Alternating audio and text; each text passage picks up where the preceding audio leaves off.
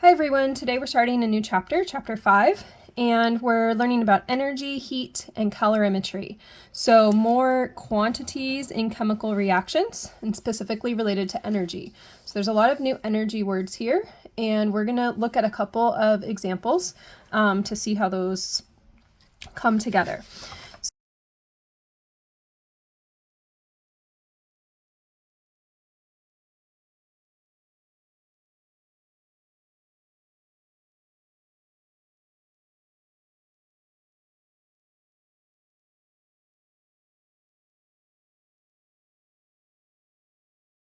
Let's think first about the exothermic process. So that was when you see a pan on the stove, and in that pan we had some water. We're going to call that water our system, and that is where we want to think about, if I am the water, what am I doing? So as that pan that has warm water starts to cool, that warm water is giving off heat to its surroundings. And I'm using this orange with arrows to show, hey, this water that was warm is giving off heat to the surroundings. So the surroundings, when I stick my hand in warm water, for example, the surroundings, me, feel warm, okay? I can say that the water is moving from the system into the surroundings, just like I drew with the orange arrows there. I can think about the sign of heat, so heat is Q, and so I can think about Q here. Heat is leaving the system, and that's a negative thing if something's leaving. Kind of like if you have money leaving your bank account, we would put negative signs in front of it. Another term we want to look at is kinetic energy, and that is how quickly the particles are moving. So another little video here.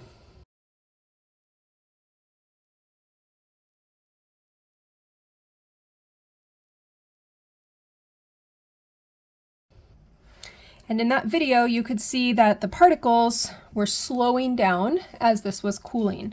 And so we would say that the kinetic energy is going down or decreasing.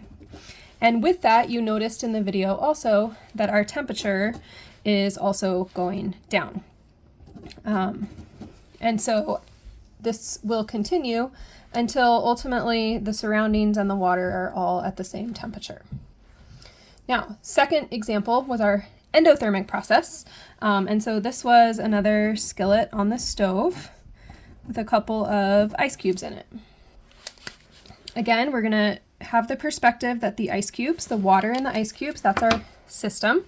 And when I hold ice cubes, those ice cubes feel cold to me, okay? Here's why they feel cold, because heat is moving from maybe the fire underneath into those ice cubes, or from my hand or the air into those ice cubes. So those ice cubes are sucking the heat from everywhere around them. We can say then heat is moving from the surroundings, that little flame down at the bottom, the hot pan, my warm hands. So heat is moving from the surroundings to the system. You can see how these are exactly opposite, right? Heat is entering, heat is exiting. The sign of heat, again, maybe think about money. If heat is coming into your bank account or into the system, then that is a positive sign that we're going to see.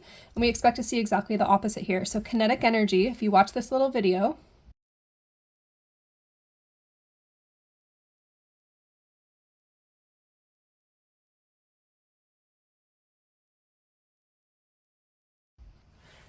you can see that our kinetic energy or movement of those particles is increasing.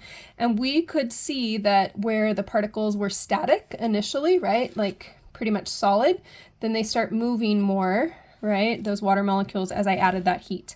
And then the temperature, if I had measured it, we would see the temperature goes up. And so we see that kinetic energy and temperature always correlate with each other. So that is a couple of examples of exothermic, where heat is exiting, and endothermic, where heat is entering. And you always want to identify the system first and then think about where heat moves from there.